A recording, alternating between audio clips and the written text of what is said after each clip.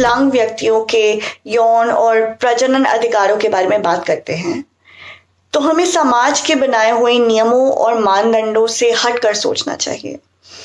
अपनी चर्चा, कार्य और नीतियों में हमें हर समुदाय, पहचान, शरीर और यौनिकता के व्यक्तियों को साथ में लेकर चलना जरूरी है।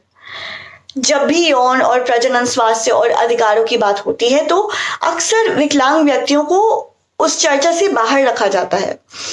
उल्टा यह धारणा बना दी जाती है कि विकलांग व्यक्तियों को यौन इच्छाएं बहुत कम होती है या तो होती ही नहीं है।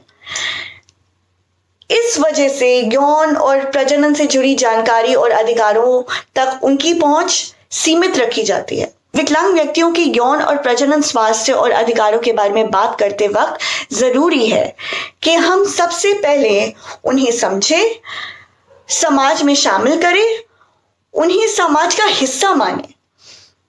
लेकिन ये केवल पहला कदम है।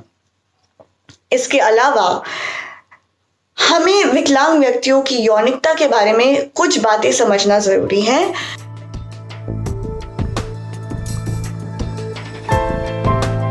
समाज विकलांग व्यक्ति को किस नजरिए से देखता है, ये काफी हद तक उनकी अपनी शरीर और रिश्तों के प्रति सोच का प्रभावित करता है।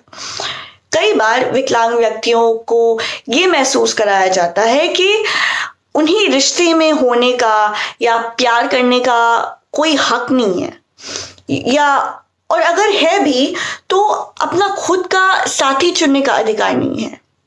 अरे ये तो ऐसा दिखता है, इससे कौन प्यार करेगा? ओहो, आपकी बेटी तो विकलांग है, आपको तो बहुत दहेज देना पड़ेगा।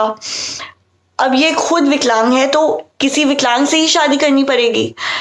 इस तरह की बातें न केवल विकलांग व्यक्तियों के आत्मविश्वास को आहत करती है बल्कि कई बार ऐसे रिश्ते में रहने पर मजबूर कर देती है जो अपमानजनक और हिंसात्मक होते हैं। हमें विकलांग व्यक्तियों की यौन इच्छाएं और अनुभवों को स्वीकारना जरूरी है।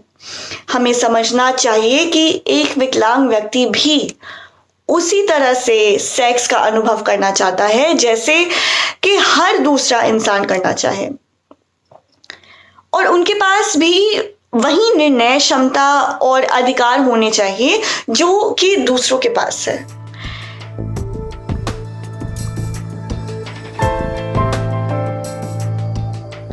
विकलांग होने का मतलब अलैंगिक होना नहीं होता है। क्या कुछ विकलांग व्यक्ति होते हैं जिनकी यौन इच्छाएं नहीं होती हैं? हाँ, लेकिन क्या किसी भी विकलांग व्यक्ति की यौन इच्छाएं नहीं होती है? गलत।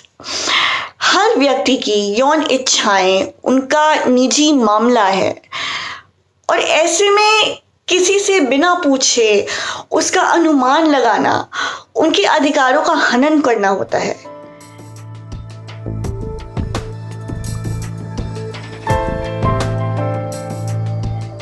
हर विकलांग व्यक्ति विषमलिंगिक नहीं होते हैं, यानी कि ऐसा जरूरी नहीं है कि हर विकलांग व्यक्ति को किसी और जेंडर के व्यक्ति के प्रति ही आकर्षण हो। विकलांग व्यक्ति भी समलैंगिक, द्विलैंगिक आदि हो सकते हैं।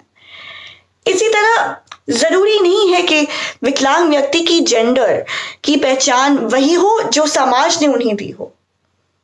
अपनी जेंडर की पहचान स्वयं निर्धारित करने के अधिकार भी उनको खुद होना चाहिए। विकलांग व्यक्ति को किसी पीड़ित के रूप में देखने के बजाय हमें उनके निर्णयों और इच्छाओं का सम्मान करना चाहिए। उन्हें नाजुक समझकर निरंतर उनकी निगरानी करने के बजाय उन्हें उनका जीवन अपनी शर्तों पर जीने के लिए उनको विकल्प देने चाहिए।